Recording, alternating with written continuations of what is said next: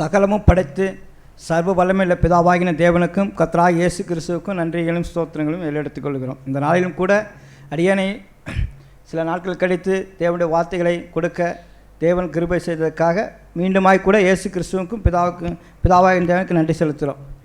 எத்தனை நாட்கள் இருந்தாலும் இந்த நாளில் ராஜ்யத்தினுடைய சுவிசேஷத்தை பிரசங்கிக்கிறப்ப எனக்கு ஒரு சந்தோஷமாக இருக்குது. ஏன்னா சுவிசேஷம் பிரசங்கிக்கிற கால்கள் வந்து எவ்வளோ இன்பமாக இருக்குது. சுவிசேஷம் பிரசங்கிக்கிறது எவ்வளோ மகிழ்ச்சியான விஷயம். அந்த மாதிரி இந்த ராஜ்யத்தினுடைய சுவிசேஷம் எல்லாருக்கும் தெரிஞ்சாலும் தெரியாதவங்களுக்கும் இது வந்து ஒரு நம்ம அறிவை சொல்கிற எனக்கு வந்து ஒரு மனமகிழ்ச்சியாக இருக்குது. அப்படிங்கிறத அந்த சந்தோஷத்தை உங்கள் மத்தியில் நான் தெளிவுபடுத்திக்கிறேன். சரி, ஆதார வசனத்தை படிக்கலாம். மத்தேயு 24:14. ராஜ்யத்தினுடைய இந்த சுவிசேஷம் பூலோகமெங்கும் உள்ள சகல ஜாதிகளுக்கும் சாட்சியாக பிரசங்கிக்கப்படும், அப்போது முடிவு வரும்.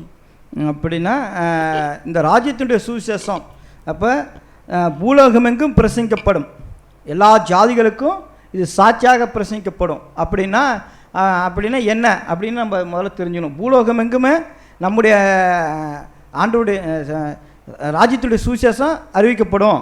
அப்படின்னா ஜாதிகளுக்கு எல்லாருக்கும் தெரியப்படுனா அப்படின்னா ராஜ்யத்தினுடைய சுவிசேஷம் என்ன அப்படின்னு நம்ம தெரிஞ்சுக்கணும். ராஜ்யத்தினுடைய சுவிசேஷம் என்ன?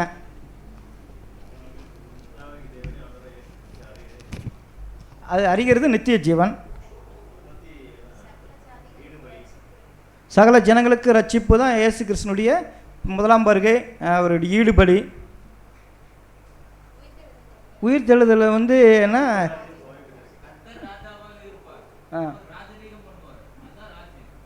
கர்த்தர் ராஜாவாக இருப்பார், ராஜ்யரீகம் பண்ணுவார், பரலோக ராஜ்யம். இதுதான். சரி, பார்ப்போம். நம்ம பாடத்தின் முடிவில் பார்ப்போம். இது ஒரு ஆராய்ச்சி பாடம் தான். இது வந்து என்னென்னா ஒரு ஆராய்ச்சியாக எடுத்துக்கணும். தவறுகள் இருந்தால் திருத்திக்கலாம். ஒன்றும் பெரிய கஷ்டங்கள் இல்லை. இது ஒரு ஆராய்ச்சி. இதாவது ராஜ்யத்தினுடைய சுவிசேஷம் அப்படிங்கிற தலைப்பில் நம்ம எடுத்துருக்கோம். தவறுகள் இருந்தால் சொல்லுங்கள், திருத்திக்கலாம். அதில் ஒன்றும் பிரச்சனை இல்லை. சரியானது எதுவோ நலமானது எதுவோ நாம் வேதத்தை மையமாக கொண்டு வேதமே வெளிச்சம்ங்கிற தலைப்பு கீழே வந்திருக்கோம். வேதத்தை நம்ம ஆராய்ச்சி செஞ்சு பார்த்துக்கலாம். அதெல்லாம் ஒன்றும் பிரச்சனை இல்லை. யாரும் மன வருத்தப்பட வேண்டாம். ஒரு நம்ம தவறுகள் இருந்தால் சொல்லுங்கள், திருத்திக்கலாம். நம்ம ஒரு ஆராய்ச்சி பாடத்தில் தொடருவோம். அப்படி தான் நம்ம பார்க்கலாம். சரி, ராஜ்யத்தினுடைய சுவிசேஷம்னா என்னன்னா நம்ம தெரிஞ்சுக்கலாம். பின்னாடி நம்ம படிச்சுக்கலாம். போக நம்ம தெரிஞ்சுக்கலாம். அப்படிங்கிறத நம்ம பார்க்கலாம். சரி, இன்னும் மத்தேயு 24:14 நான் படிக்கிறேன். ராஜ்யத்தினுடைய இந்த சுவிசேஷம் பூலோகமெங்கும் சகல ஜாதிகளுக்கும் சாட்சியாக பிரசங்கிக்கப்படும், அப்பொழுது முடிவு வரும் அப்படிங்கிறது. இப்போ ராஜ்யத்தினுடைய சுவிசேஷம் அப்புறம் என்னன்னு தெரிஞ்சுக்கலாம்னா அப்படின்னா முடிவு வரும்னு சொல்லி பார்க்குறோம் இந்த வசனத்துக்கு. அப்படின்னா முடிவுனா என்ன, எது முடிவு அப்படிங்கிறத நம்ம பார்க்கணும். ஏன் முடிவு நமக்கு எதிர்பார்க்குறோம், ஏன் முடிவு வேணும் அப்படிங்கிறத நம்ம பார்க்கலாம். ஃபஸ்ட்டு 2வது பாயிண்ட் படிச்சுட்டு அப்புறம் ஃபஸ்ட்டு பாயிண்ட்டுக்கு நம்ம போகலாம். ஏன் முடிவு வேணும் அப்படிங்கிறத நம்ம பார்ப்போம். ஏன்னா இன்றைக்கி நான் எடுத்துருக்கிற தலைப்பு வந்து பெரும்பாடம் பெருசாக இருக்குது. அதனால் என்னென்னா நான் வசனங்களை வேத வசனங்களை நான் குறைச்சி தான் சொல்லியிருக்கேன், வார்த்தைகளாக சொல்லிக்கிறேன். தேவையானது மட்டும் எடுத்திருக்கேன். சரி, பார்க்கலாம். ஏன் முடிவு வேணும் அப்படி இந்த உலகத்துக்கு முடிவு என்னத்துக்கு முடிவு வேணும்? இந்த உலகத்துக்கு முடிவு வேணுமா, நமக்கு முடிவு வேணுமா, இல்லை எதுக்கு முடிவு வேணும் அப்படிங்கிறத நம்ம பார்க்கலாம். இந்த பார்க்குறப்ப உலகத்துக்கு ஒரு முடிவு வேணும் அப்படிங்கிறத நம்ம பார்க்கலாம். சீசர்கள் கேட்டிருக்காங்க, உலகத்தினுடைய முடிவுக்கும் உங்களுடைய வரிக்கும் அடையாளம் என்னன்னு கேட்குறப்ப உலகத்தினுடைய முடிவு எதிர்பார்க்குறாங்க. ஏன் சீசர்கள் வந்து உலகத்தினுடைய முடிவுக்கு எதிர்பார்க்குறாங்க? சீசர்கள் வந்து நாங்கள் எல்லாருமே நல்லா இருக்கணும், நாங்கள் ராஜாக்களாக இருக்கணும்.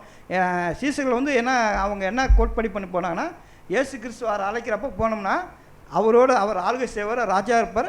நம்ம அவங்களுக்கு கீழே அவங்களுக்கு கீழே இருப்போம்.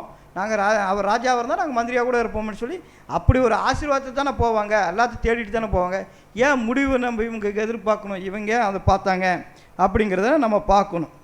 அப்படி பார்க்குறப்ப இந்த உலகத்தில் வந்து அவருடைய ராஜ்யம் இல்லைன்னு அவர் தெளிவாக சொல்லிட்டார். இதுக்கெல்லாம் வசனங்கள் இருக்குது, நம்ம தெரிஞ்சதுனால அப்படி அப்படியே போகிறோம். இது என்னுடைய ராஜ்யம் இல்லை, என்னுடைய ராஜ்யம் பரலோக ராஜ்யம் அப்படின்னு சொல்லி நம்ம ஆண்டவர் சொன்னதை அதை நினைவு இருந்தாலும் அவங்க வந்து இந்த பிதாவுடைய இந்த இயேசு கிறிஸ்துவின் ராஜ்யத்தை எதிர்பார்த்ததுனால இந்த உலகத்தினுடைய முடிவு முடிஞ்சாதான் இயேசு கிறிஸ்துவின் ஆளுகை செய்ய ராஜ்யம் வரும். அந்த ராஜ்யத்தில் எங்களுக்கு வந்து அவர் கொடுக்க வேண்டிய கனம் கிடைக்கும், அவர் எங்களுக்கு தருகிறதான ஸ்தானம் கொடுக்கப்படும். அதனால தான் அந்த முடிவை அவங்க எதிர்பார்த்துருப்பாங்க, முடிவை கேட்டிருப்பாங்க அப்படிங்கிறத நான் விசுவாசிக்கிறேன், நான் நம்புகிறேன். அதுதான் இருக்கும் அப்படிங்கிறத பார்க்கலாம். ஏன்னா அதுதான் பிதா இயேசு கிறிஸ்து வந்து ஆளுகை செய்யணும், அவருடைய ஆட்சி கீழே நாங்கள் இருக்கணும் அப்படின்னு சீசர்கள் நினச்சிருக்காங்க. அதுக்காக தான் முடிவு பார்த்தாங்க. சரி, அதே மாதிரி நம்மளும் அந்த முடிவு முடிவு எதிர்பார்க்கணுமா அப்படின்னா சீசர்கள் எதிர்பார்த்தாங்கன்னா நம்மளும் சீசர்கள் தான். நம்மளும் அவர் அழைச்சிருக்கார், நம்மளும் அந்த சபைவாப்புக்குள்ளே ஓடுகிறோம், நம்மளும் சீசர்கள் தான். நம்மளும் இந்த உலகத்தினுடைய முடிவை நம்ம எதிர்பார்க்கணும். ஏன் இந்த உலகத்தினுடைய முடிவுன்னா, இந்த உலகத்தினுடைய ஏன் இவ்வளவு இந்த முடிவு நம்ம எதிர்பார்க்குறோன்னா இதுதான் காரணம்.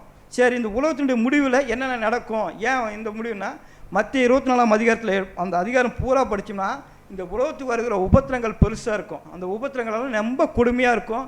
அதெல்லாம் தாங்கிக்கொள்ள முடியாது, இது ஒரு நாள் சகிக்கொள்ள முடியாது அப்படின்னெல்லாம் நம்முடைய ஆண்டவர் சொல்லியிருக்கார்.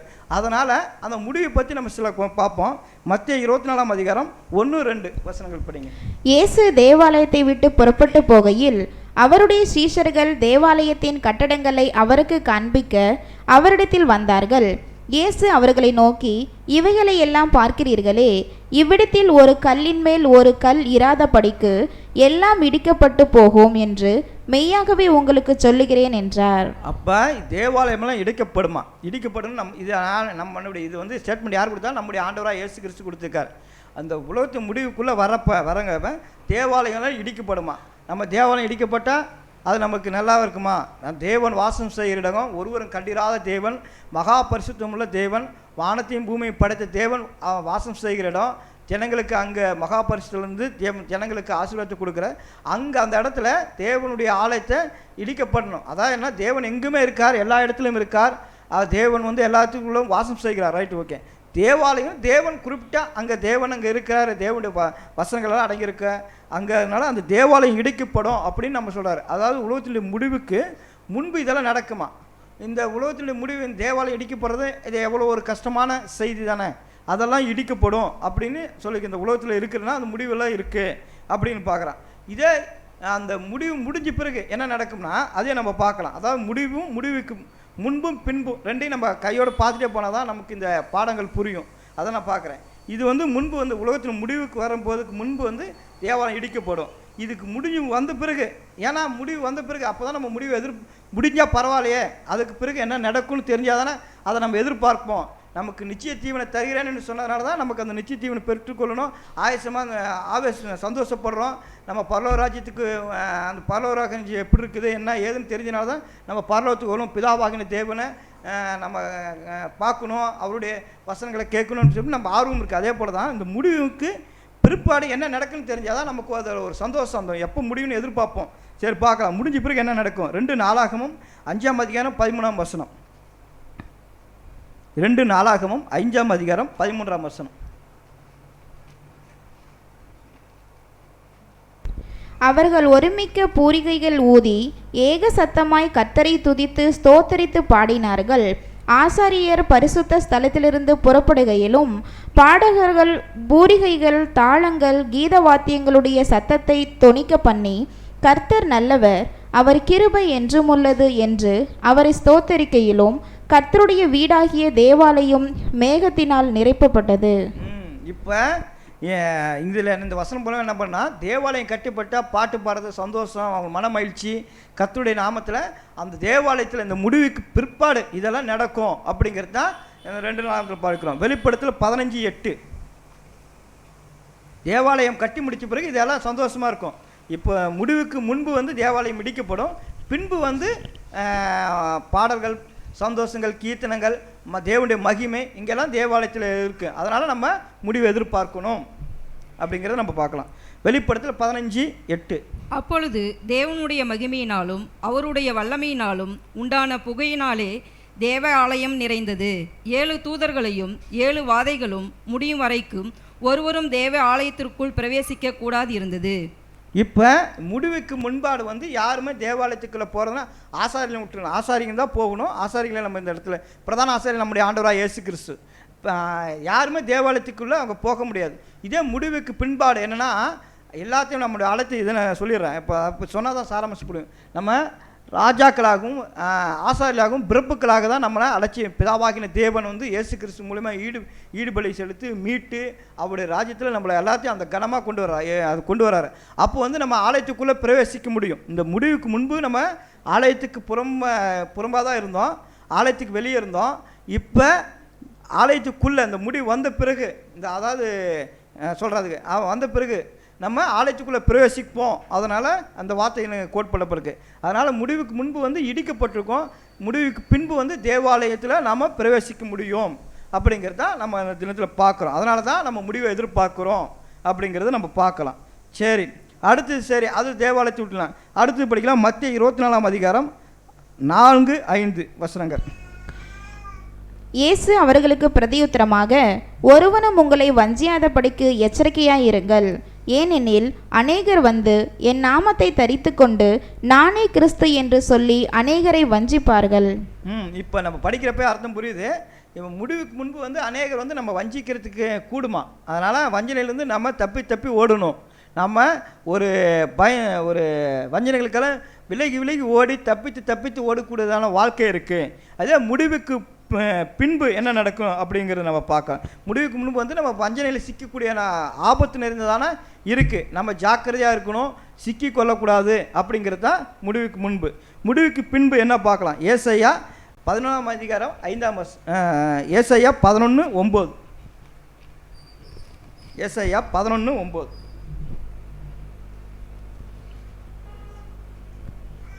என் பரிசுத்த பர்வதம் எங்கும் தீங்கு செய்வாரும் இல்லை, கேடு செய்வாரும் இல்லை. சமுத்திரம் ஜலத்தினால் நிறைந்திருக்கிறது போல் பூமி கர்த்தரை அறிகிற அறிவினால் நிறைந்திருக்கும். முடிவுக்கு பின்பு என்னன்னா, அங்கே வந்து யாரும் தீங்கு செய்ய மாட்டாங்க, கேடு செய்வாருங்கள.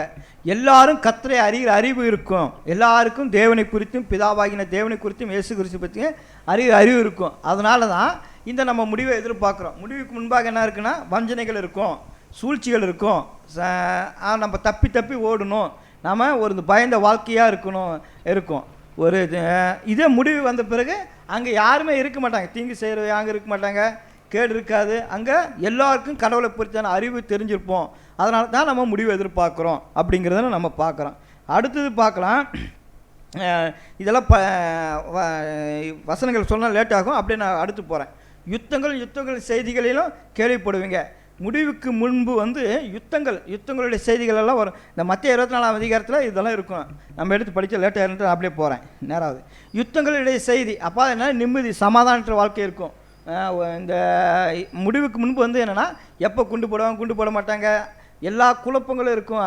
திடீர்னு இந்த நேரத்தில் ஒரு அறிக்கை ஒருத்தர் விட்டார்னா அவ்வளோதான், டோட்டல். எந்த அறிக்கை வேணால் விடலாம். இப்போ நம்ம நாட்டு ஆளுங்களாக சரிட்டு யார் வேணாலும் சரி, எந்த யுத்தங்கள் செய்தியும் நம்ம நிலையற்றதான அந்த வாழ்க்கை. ஏன்னா அவங்க ஆட்சிக்குள்ளே இருக்கோம், அவங்க என்ன வேணாலும் செய்யலாம், அதுக்கு நம்ம கீழ்பட்டு தான் ஆகணும். யாருமே இன்று ஞாயிற்றுக்கிழமை கூடக்கூடாதுன்னா கூடாமல் தான் இருக்கணும், சட்டம். அது மாதிரி யுத்தங்கள், அது மாதிரி என்ன அவங்க சொல்கிறாங்க அதை நம்ம கீழ்பட்டு தான் ஆகணும். அதுக்கு நம்ம அதிகாரத்துக்கு பணிஞ்சு தான் கிடக்கணும்.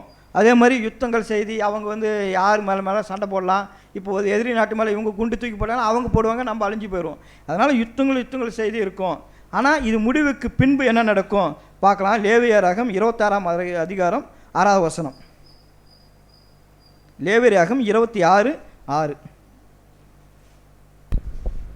தேசத்தில் சமாதானம் கட்டளையிடுவேன், தத்தளிக்க பண்ணுவார் இல்லாமல் படுத்துக்கொள்வீர்கள்.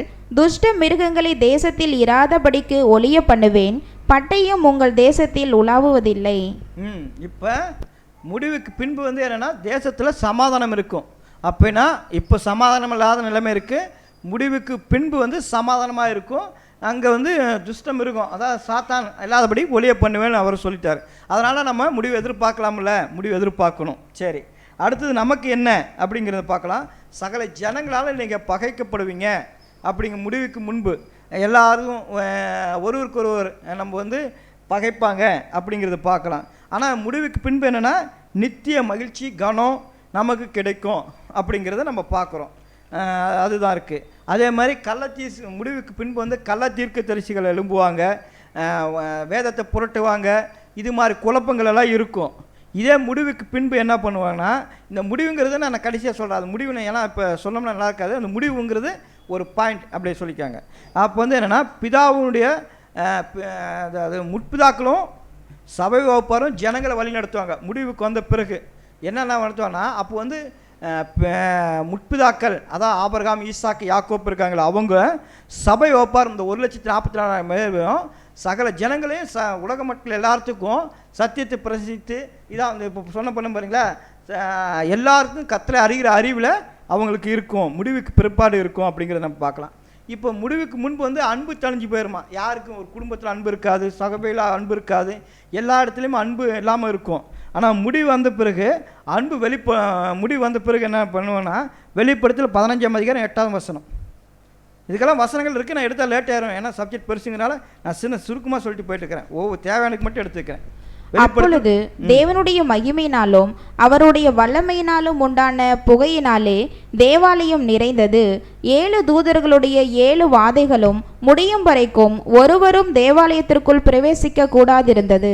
அப்படி அதாவது என்ன சொல்லணும்னா, அந்த அளவுக்கு தேவனை பார்க்கக்கூடியதான அன்பு. அதாவது அப்போ வந்து அன்பு இல்லாதனா தேவ அன்பு இல்லாமல் இருக்கும், மனித அன்பு இல்லாமல் முடிவுக்கு முன்பு இருக்கும். இப்போ வந்து என்னென்னா தேவ அன்பும் கிடைக்கும், எல்லாருக்கும் தேவனை பார்க்கக்கூடியதான தேவாலயத்துக்குள்ளே போகக்கூடியதான அந்த அன்பு கூட நமக்கு கிடைக்கும் தேவனிடத்தில்.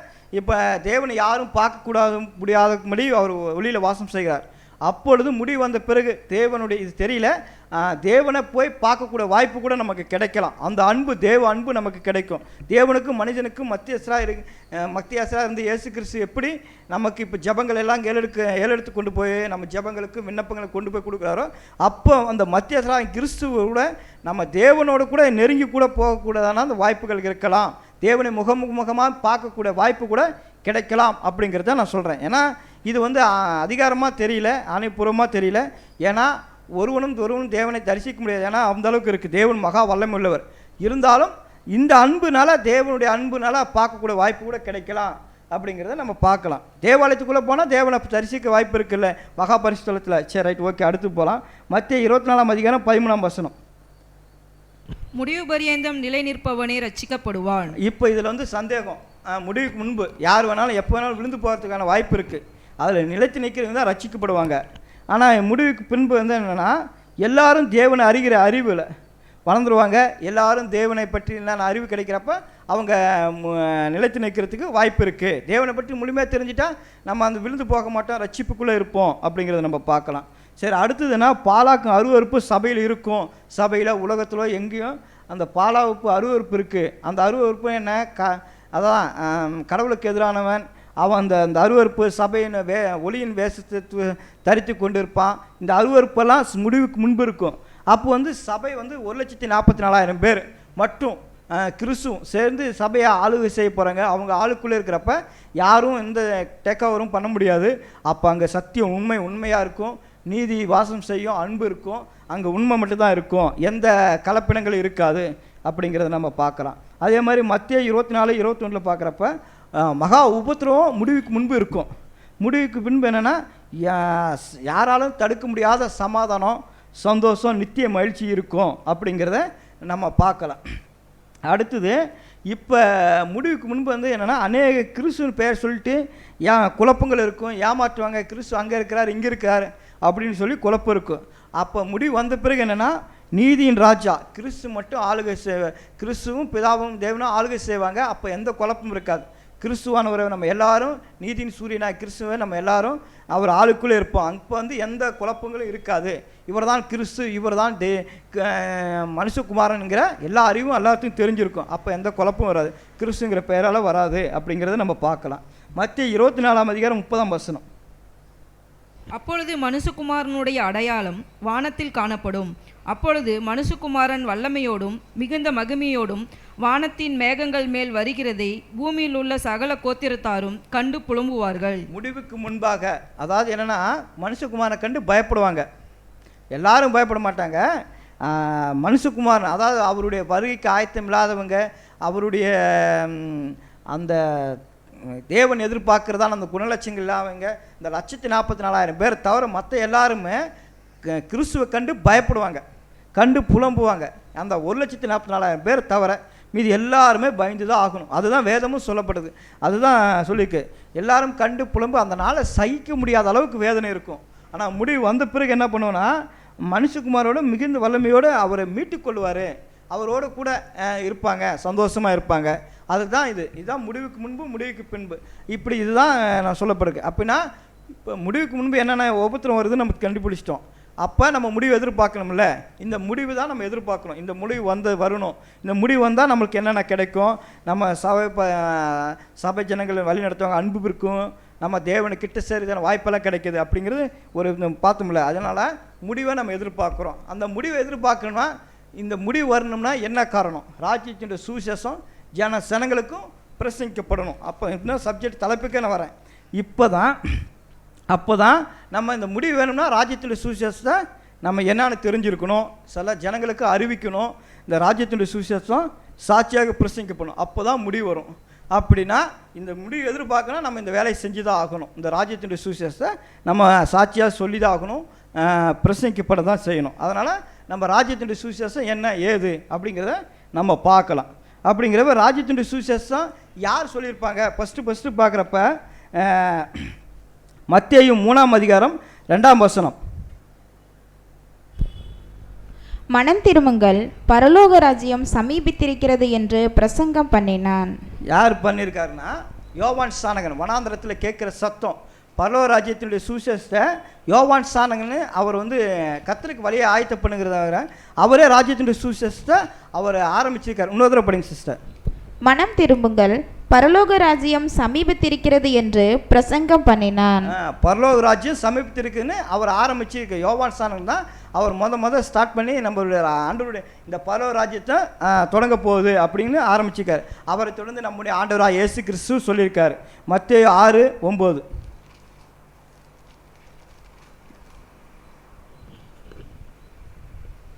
நீங்கள் ஜெபம் பண்ண வேண்டிய விதமாவது, பரமண்டலங்களில் இருக்கிற எங்கள் பிதாவே, உம்முடைய நாமம் பரிசுத்தப்படுவதாக, உம்முடைய ராஜ்யம் வருவதாக. போதும், உம்முடைய ராஜ்யம் வருவதாக. நம்முடைய ஆண்டவராக இயேசு கிறிஸ்துவும் ராஜ்யத்தை பற்றி பிரசங்கம் பண்ணிட்டு இருக்கார்.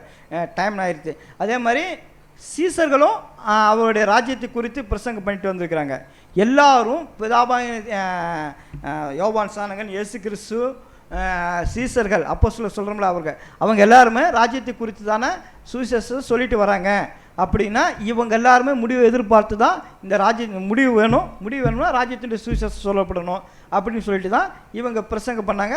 அதை தொடர்ந்து நாம் அப்போஸ்தலரை பின்பற்றி வர நாமளும் இந்த ராஜ்யத்தினுடைய சுவிசேஷத்தையும் முடிவு வேணும்னா நம்ம இந்த சொல்லி பிரசங்கம் பண்ணி நம்ம அறிஞ்சிக்கணும் அப்படிங்கிறத நம்ம பார்க்குறோம்.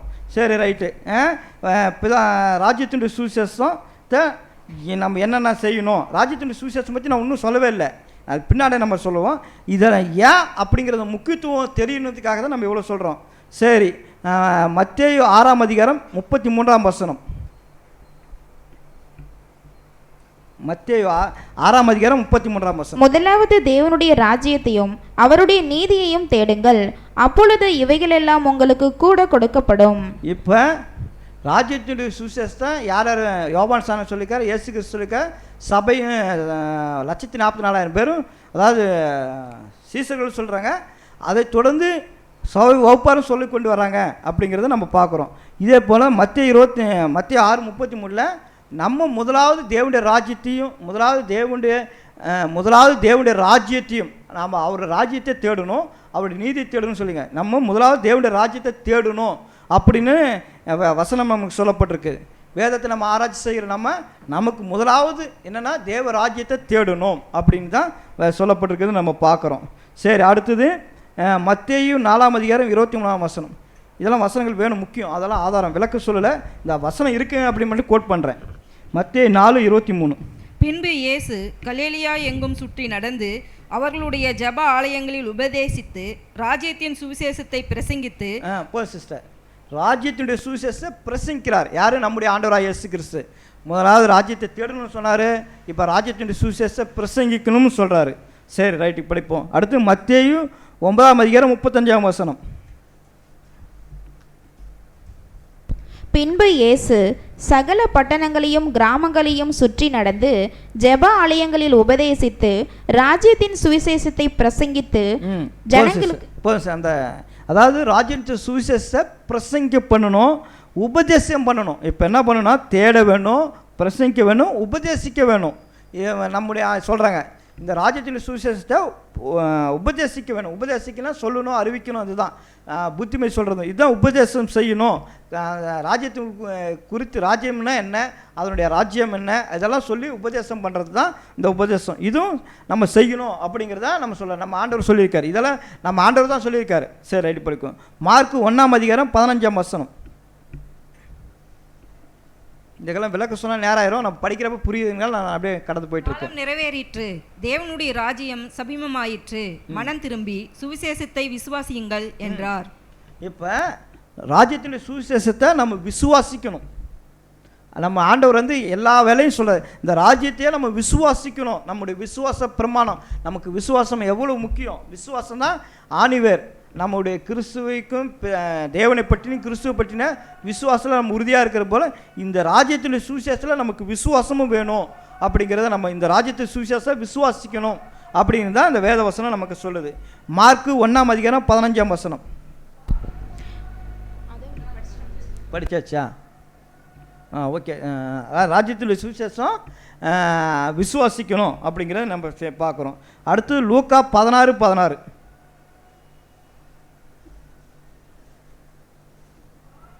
நியாயப்பிரமாணமும் தீர்க்கதரிசிய வாக்கியங்களும் யோவான் வரைக்கும் வழங்கி வந்தது. அது முதல் தேவனுடைய ராஜ்யம் சுவிசேஷமாய் அறிவிக்கப்பட்டு வருகிறது. யாவரும் பலவந்தமாய் அதில் பிரவேசிக்கிறார்கள். இந்த வசனங்கள் போல நியாயப்பிரமாணங்களும் சரி, தீர்க்க தரிசனங்களும் சரி, யோவான் வரைக்கும் என்ன ராஜ்யத்தின் சுவிசேஷம் அறிவிக்கப்பட்டே வந்திருக்கான். நம்ம இப்போ தான் இல்லை, அப்போ நியாயப்பிரமாணங்களிலிருந்து தீர்க்க தரிசனங்களிலிருந்து நம்முடைய ஆண்டவருடைய அந்த தேவனுடைய ராஜ்யத்தினுடைய சுவிசேஷம் அறிவிக்கப்பட்டு தான் இருக்குது. நம்ம புதுசாலாம் சொல்லலை, இது வேத வசனங்கள் சொல்லப்பட்டிருக்கு.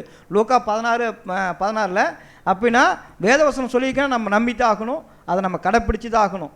ஆனால் ராஜ்யத்தினுடைய சுவிசேஷம் அவன் நியாயப்பிரமாணங்கள்லேருந்தே வந்திருக்கு. தீர்க்க தரிசனங்களும் சொல்லியிருக்காங்க, எல்லாரும் அறிவிச்சிட்டே வந்துட்டு இருக்காங்க. அப்படிங்கிறத நம்ம கண்கூடாக பார்க்கணும். அப்படிங்கிறத நம்ம பார்க்குறோம். சரி, அடுத்தது அப்போஸ்தலர் 8:4.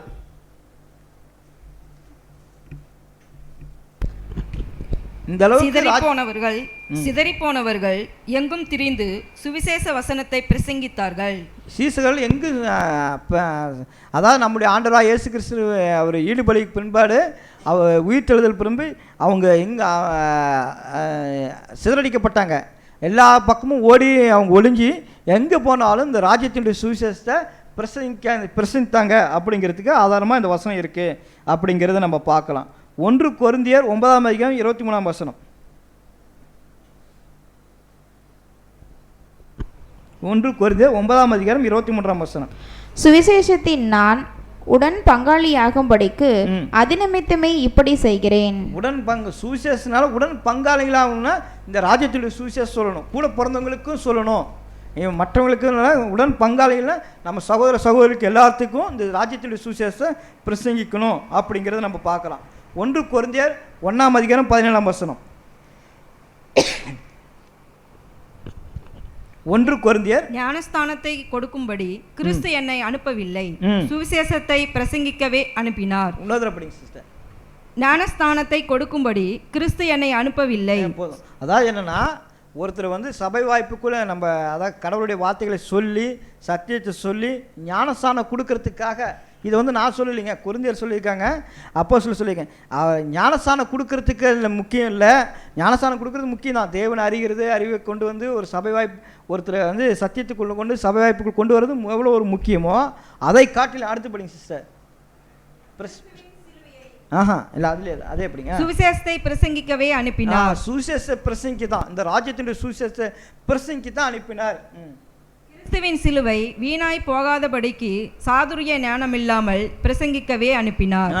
ராஜ்யத்தினுடைய சுவிசேஷத்தை அறிவிக்கத்தான் அவர் அனுப்பியிருக்கார். அது முக்கியத்துவத்துக்காக அவர் சொல்லியிருக்கார். இது வேண்டாம்னு சொல்ல, இதோட இது முக்கியம். அப்படிங்கிறது தான் ராஜ்யத்தினுடைய சுவிசேஷம். ஒருத்தர் கடவுளை அறிகிற அறிவில் வளர்ந்து சத்தியத்தை கற்றுக் கொடுக்கறதோட அந்த ராஜ்யத்தினுடைய சுவிசேஷத்தை அவங்களுக்கு முக்கியமாக சொல்லணும், கற்றுக் கொடுக்கணும். அப்படிங்கிறது எவ்வளோ முக்கியத்துவமாக சொல்லப்பட்டிருக்கு அப்படிங்கிறத நம்ம இப்போ இந்த வசனம் மூலமாக நம்ம பார்க்குறோம். மத்தேயு 18:3. இன்னும் நான் பாடத்துக்குள்ளே போகல, இன்ட்ரடக்ஷன்லேயே இருக்கேன், டைம் வரல. நீங்கள் மனம் திரும்பி பிள்ளைகளைப் போல் ஆகாவிட்டால் பரலோக ராஜ்யத்தில் பிரவேசிக்க மாட்டீர்கள் என்று மெய்யாகவே உங்களுக்கு சொல்லுகிறேன். பிள்ளைகளாகும்படி, அதாவது என்னன்னா பரலோக ராஜ்யத்துக்குள்ளே போனால் பிள்ளைகளாகும்படி, பிள்ளைகளை போல நம்ம மனம் திரும்பணும். அதே மாதிரி பிள்ளைகள் ஆகணும்னா பரலோக ராஜ்யத்துக்கு போகணும்னா நம்ம வந்து இந்த ராஜ்யத்துடைய சுவிசேஷத்துக்குள்ளே நம்ம தெரிஞ்சிருக்கணும்.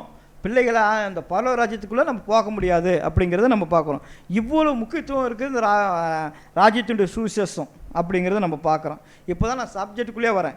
அப்படிங்கிறப்ப ராஜ்யத்தினுடைய சுவிசேஷம் அப்படின்னு என்ன அப்படிங்கிற தேடுறப்ப கண்டென்ஸில் பார்க்குறப்ப ராஜ்யத்தினுடைய சுவிசேஷம் ராஜாவை பற்றி இதுதான் அப்படிங்கிறது நம்ம பார்க்குறோம். ராஜா யார்?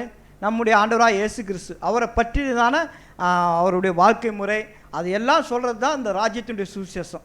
இதுதான் ராஜ்யத்தினுடைய சுவிசேஷத்தில் ஒரு பார்ட்டு. ராஜ்யத்தினுடைய சுவிசேஷம்னா என்னன்னா இயேசு கிறிஸ்துவை பற்றி சொல்லணும். அவருடைய வாழ்க்கை என்ன, அவருடைய பிறப்பு என்ன, அவர் எங்கே பிறந்தார், எப்படி பிறந்தார், யாருக்கு பிறந்தார் அப்படிங்கிறதெல்லாம் சொல்லி கண்ணின் மரியான் வயிற்றில் பிறந்தார் அப்படிங்கிற ஆரம்பித்து அவருடைய ஞானஸ்தானம் 30 வயசில் ஞானஸ்தானம் எடுத்தார். அவருடைய ஊழியம் 3 வருஷம் ஊழியம், அவருடைய ஈடுபலி, அவருடைய உயிர்த்தெழுதல், அவருடைய 2ஆம் வருகை, அவருடைய 1000 வருஷ அரசாட்சி, இது எல்லாம் சொல்கிறது தான் ராஜ்யத்தினுடைய சுவிசேஷம். இதுதான் கண்டென்ஸில் சொல்லப்படுது. சரி, நம்ம சொல்கிறது சரிதானா அப்படிங்கிற எடுத்து பார்க்குறப்ப கண்டென்ஸில் ராஜாவை பற்றி சொல்கிறதுனா இது எல்லாமே சொல்லணும். இதெல்லாம் சொல்கிறதுல ராஜ்யத்தினுடைய சுவிசேஷம் ஒரு பகுதி தான். இதெல்லாம் நம்ம இதெல்லாம் ஏற்கனவே அறிஞ்சிருக்கோம், அதனால் இதை பற்றி நம்ம சொல்லலை. இதெல்லாம் நம்ம தெரிஞ்சிருக்கோம் அப்படிங்கிறதுக்காக நம்ம போகிறோம். அடுத்தது சபையோப்பாருடைய உயிர்த்தெழுதலையும் நம்ம சொல்லணும். 1ஆம் உயிர்த்தெழுதல் அதை பற்றியும் ராஜ்யத்தினுடைய சுவிசேஷம் இதெல்லாம் நமக்கு எதுக்குன்னா தெரிஞ்சிருக்கோம், அதனால் நம்ம சொல்கிறேன். திரள் கூட்டத்தை பற்றியும் சொல்லணும். அடுத்தது பாதுகாக்கப்பட்டவர்கள், அதாவது என்னென்னா திரள் கூட்டத்துக்கு இல்லாமல் சபையோப்பார் இல்லாமல் அதுக்குன்னு ஒரு குறிப்பிட்ட ஜனங்கள் எண்ணிக்கையில் தேவனால் பாதுகாக்கப்படும். அதாவது என்ன வசனங்கள் எடுக்கிறப்ப விக்கிரங்களுக்கு மண்டியிடாத 900 பேர், அது மாதிரி ஒரு கூட்ட ஜனங்களை தேவன் பாதுகாத்து கொண்டு வருகிறார். அதுக்கு தான் பாதுகாக்கப்பட்ட கூட்டம் அப்படிங்கிறத நம்ம பார்த்தோம். சகோதரர் மூலமாக சப்ஜெக்டில் கூட நம்ம கேட்டிருக்கோம். பாதுகாக்கப்பட்ட ஒரு கூட்டம் இருக்குது, அதுக்கு நம்ம பார்க்கலாம். அடுத்து அவங்கள பற்றி நம்ம படிக்கணும். அது இல்லாமல் முற்பதாக்கள் உயிர்த்தெழுதலையும் நம்ம பார்க்கணும்.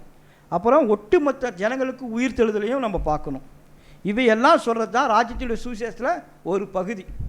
இது எல்லாமே நம்ம அறிந்தது தான், நமக்கு தெரிஞ்சது தான், நமக்கு தேவனாலும் கிறிஸ்துவாலும் நமக்கு கற்றுக் கொடுக்கப்பட்டது தான் அப்படிங்கிறத நம்ம பார்க்குறோம். சரி, ரைட், ஓகே. அடுத்தது இந்த ராஜ்யத்தினுடைய சுவிசேஷத்தில் ஒரு பகுதி பார்த்தோம். 2வது பகுதி என்னென்னா சாத்தான் கட்டப்பட்டிருப்பான் கொஞ்ச காலத்துக்கு.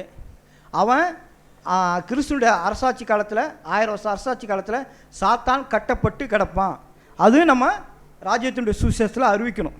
ஏன்னா அது எப்படி நம்ம ராஜாவை பற்றி சொல்கிறோமோ எதிராளி அவனுடைய நிலைமை என்ன, அவன் என்ன பண்ணியிருப்பான், அவனை செஞ்சுருப்பாங்க அப்படிங்கிறத நம்ம பார்க்கணும்.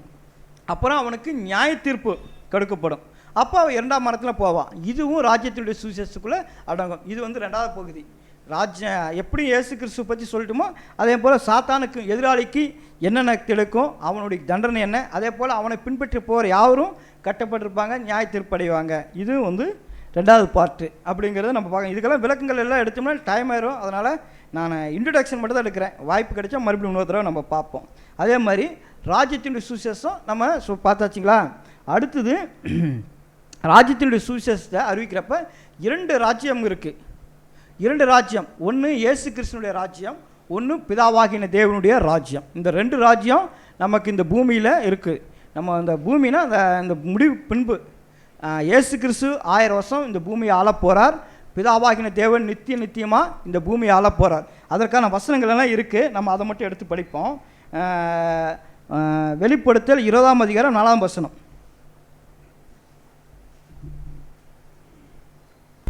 அன்றியும் நான் சிங்காசனங்களை கண்டேன், அவைகளின் மேல் உட்கார்ந்தார்கள். நியாய தீர்ப்பு கொடுக்கும்படி அவர்களுக்கு அதிகாரம் அளிக்கப்பட்டது. இயேசுவை பற்றிய சாட்சியின் நிமித்தமும் தேவனுடைய வசனத்தின் நிமித்தமும் சிறைச்சேதம் பண்ணப்பட்டவர்களுடைய ஆத்துமாக்களையும் மிருகத்தையாவது அதன் சொரூபத்தையாவது வணங்காமலும் தங்கள் நெற்றியிலும் தங்கள் கையிலும் அதன் முத்திரையை தரித்து கொள்ளாமலும் இருந்தவர்களையும் கண்டேன். அவர்கள் உயிர்த்து கிறிஸ்துவுடனே கூட 1000 வருஷம் அரசாண்டார்கள். இப்போ கிறிஸ்துவோட யார் யார் ஆள போகிறாங்க, இது இந்த படிக்கிறப்ப நமக்கு அர்த்தம் தெரியும். நம்ம காலம் கருதி நம்ம கடந்து போயிட்டே வரலாம். அதாவது என்னென்னா கிறிஸ்துவோடு கூட 1000 வருஷம் அரசாட்சி ஆள போகிறாங்க. சபை ஒட்டுமொத்த கிறிஸ்துவுக்காக ஜீவனை கொடுத்தவர்கள், கிறிஸ்துவுக்காக ரத்த சாட்சி பறித்தவர்கள். இந்த மிருகத்தின் முத்திரைனா முத்திரையை பெற்றுக்கொள்ளாதவங்க, இவங்கெல்லாம் ஆண்டவருடைய கிறிஸ்துவோடு கூட 1000 வருஷம் அரசாட்சி செய்வாங்க அப்படிங்கிறத நம்ம பார்க்கலாம். அதான் வசனங்கள் நமக்கு சொல்லப்படுறது. அப்படின்னா இது 1000 வருஷம் அரசாட்சி ஒன்று, கிறிஸ்துவனுடைய அரசாட்சி 1000 வருஷம். இவங்கெல்லாம் சேர்ந்து ஆளப் போகிறாங்க, இந்த பூமியை ஆளப் போகிறாங்க அப்படிங்கிறது வசனம் நமக்கு சொல்லப்பட்டிருக்கு. மத்தேயு 28ஆம் அதிகாரம் 18ஆம் வசனம். மத்தேயு 28:18. அவனோ போய் நிலத்தை தோண்டி தன் எஜமானுடைய பணத்தை புதைத்து வைத்தான். இல்லை, வசனம் மாறிடுச்சு. அப்பொழுது இயேசு சமீபத்தில் வந்து அவர்களை நோக்கி, வானத்திலும் பூமியிலும் சகல அதிகாரமும் எனக்கு கொடுக்கப்பட்டிருக்கிறது. Right, okay. இதுதான் அதாவது என்னன்னா, பிதாவா இயேசு கிறிஸ்துவுக்கு சகல அதிகாரமும் கொடுக்கப்பட்டிருக்கு. அது ஒரு ராஜ்யம். அதுதான் நம்ம முன்ன படிச்சோம்ல 1000 வருஷம் அரசாட்சி.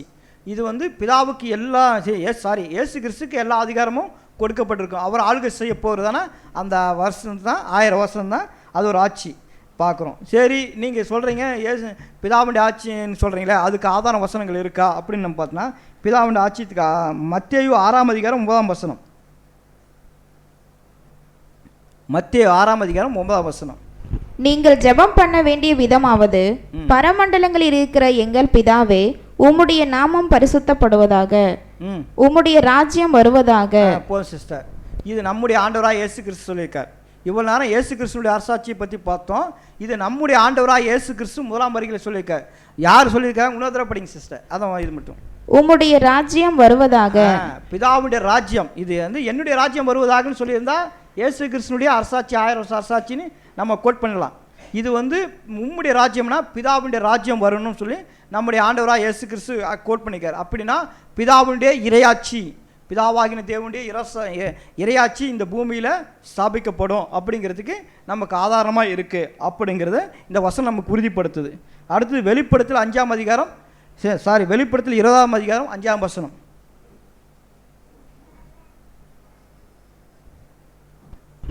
மரணமடைந்த மற்றவர்கள் அந்த 1000 வருஷம் முடியும் அளவும் உயிரடையவில்லை.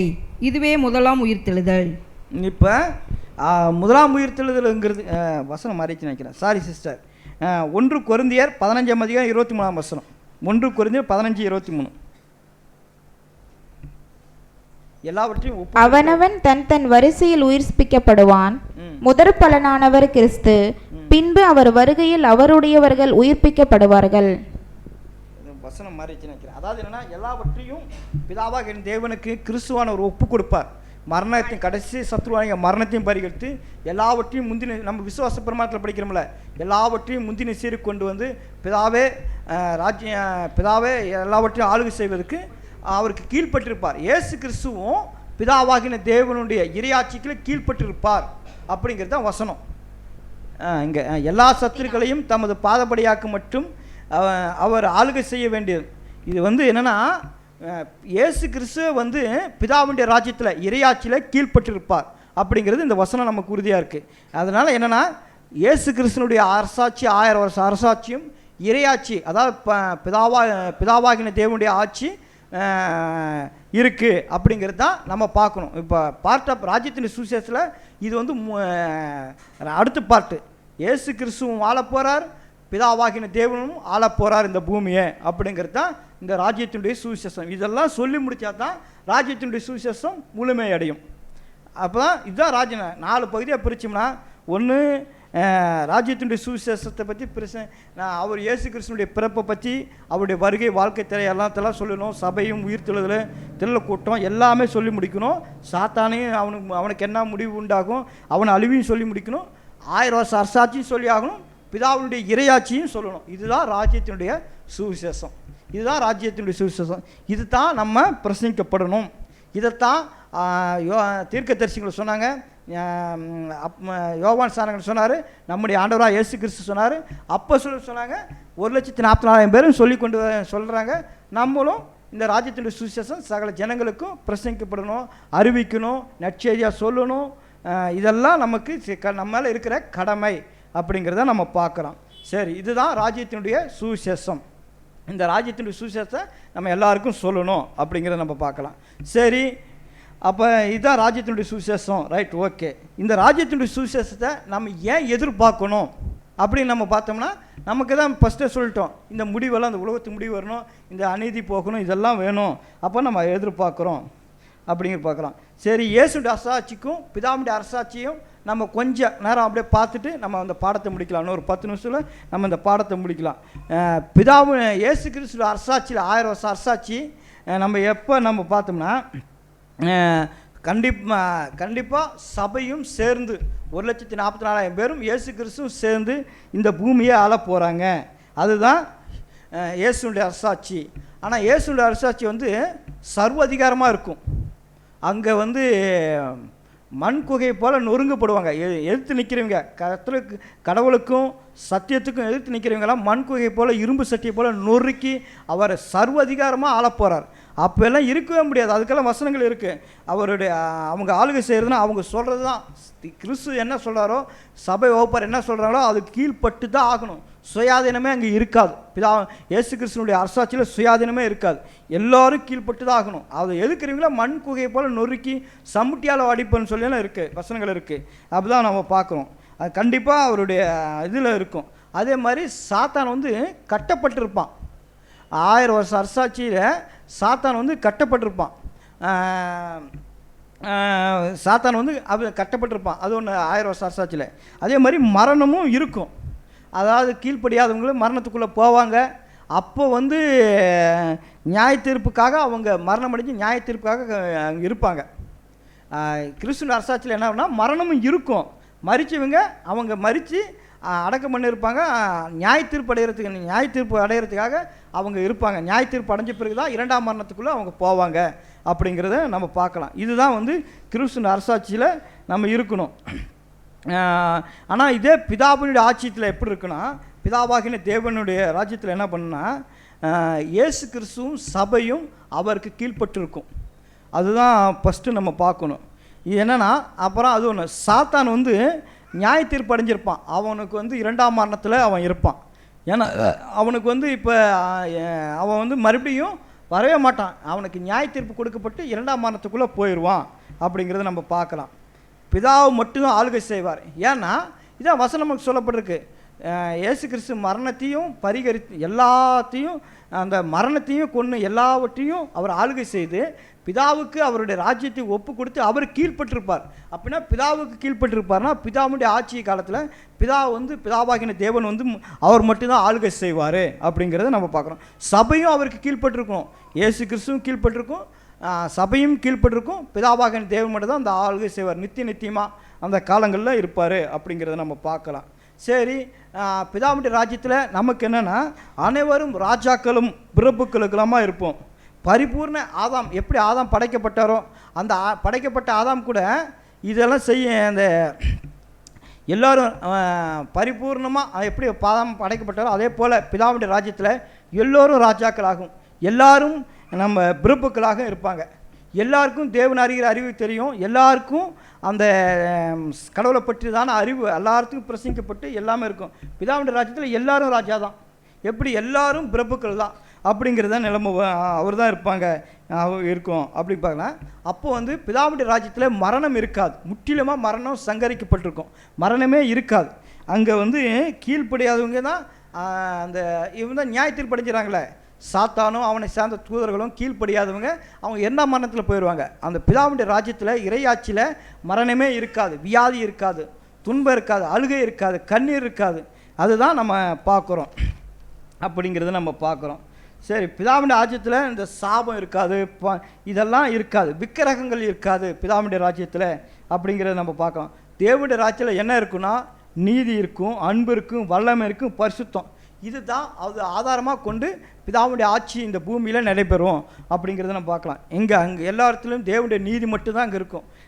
தேவனுடைய அன்பு எல்லா இடத்துலையும் அன்பு இருக்கும். அவருடைய வல்லமை, அவருடைய பரிசுத்தம் எல்லா ஜனங்களும் இருக்கும். எல்லா ஜனங்களும் பிதாவுடைய ஆளுகைக்கு கீழ்பட்டிருப்பாங்க. இப்போ எப்படி அவருடைய ஆளுகைக்கு இப்போ எப்படி நம்ம ஆள்றாங்களோ அவங்களுக்கு நம்ம எப்படி இருக்கு கீழ்பட்டுருக்கோம். அதே போல் இறையாட்சியில் பிதாவாகின தேவன ஆளுகைக்கு மட்டும்தான் நம்ம கீழ்ப்போம். அதே மாதிரி பிதாவுடைய ஆட்சியில் எங்கே தேடினாலும் சரி சாத்தான் இருக்கவே மாட்டாங்க, தீங்கு செய்வார் யாரும் இருக்க மாட்டாங்க. இதுக்கெல்லாம் வசனங்கள் இருக்குது. நம்ம டைம் ஆயிடுச்சு. அங்கே வந்து யாருமே இங்கே தீமை செய்கிறதுக்கு ஒருவர் கூட இருக்க மாட்டாங்க அப்படிங்கிறத நம்ம பார்க்கலாம். அங்கே பிதாவுடைய ராஜ்யத்தில் இயேசு கிறிஸ்துவும் சபை ஒப்பாரும் முற்பிதாக்களும் திரள் கூட்டமும் காக்கப்பட்ட ஜனங்களும் பிதாவுடைய ஆட்சிக்கு நேரடி ஆட்சி கீழே இருப்பாங்க. இப்போ நமக்கு எப்படி நாம் இயேசு கிறிஸ்து பிதாவாகின தேவன், நமக்கு மத்தியஸ்தராக இயேசு கிறிஸ்து இருக்கார். பிதாவுடைய ராஜ்யத்தில் சபை வைப்பார். இயேசு கிறிஸ்து, முற்பிதாக்கள், திரள் கூட்டம், காக்கப்பட்டவங்க, நாம் எல்லாரும் பிதாவுடைய நேரடி ஆட்சிக்குள்ளே வந்துடுவோம். நேரடி ஆட்சிக்குள்ளே நம்ம வந்துடுவோம். அப்போ நேரடியாக நம்ம தேவனிடத்துல நம்ம கேட்கலாம். அதாவது நேரடி அவருடைய கண்ட்ரோல்குள்ளே நம்ம வந்துடுவோம். அதுதான் இறையாட்சிக்குள்ளே நம்ம வந்துடுவோம் அப்படிங்கிறத நம்ம பார்க்குறோம். அப்போ இறையாட்சியில் என்னென்னா இயேசு கிறிஸ்துவும் பிதாவுடைய ஆட்சி அவருக்கு கீழ்பட்டிருப்பார். எல்லாத்தையுமே அவருக்கு சரண்டர் பண்ணிடுறார். எல்லாவற்றையும் ஒழுங்கு கிரயமாக செஞ்சு இயேசு கிறிஸ்து அவருக்கு சரண்டர் பண்ணி கொடுத்துறாரு. அதை தான் இறையாட்சி நம்ம பார்க்குறோம். இதெல்லாம் முடிவு, இதெல்லாமே நம்ம சொல்லி நம்ம அறிவிக்கிறது தான் ராஜ்யத்தினுடைய சுவிசேஷம் அப்படிங்கிறத நம்ம இந்த பாடத்து மூலிமா நம்ம தெரிஞ்சுக்கிட்டோம். இவ்வளோ நேரம் பொறுமையாக கேட்ட யாவருக்கும், பிதாவாகின தேவனுக்கும், இவ்வளோ நேரம் கேட்ட யாவருக்கும் சபை வகுப்புகள் நன்றி செலுத்திட்டு, பிதாவாகின தேவனுக்கும் கர்த்தராகிய இயேசு கிறிஸ்துக்கும் நன்றி தெரிவிச்சுக்கிறேன். ஆமென்.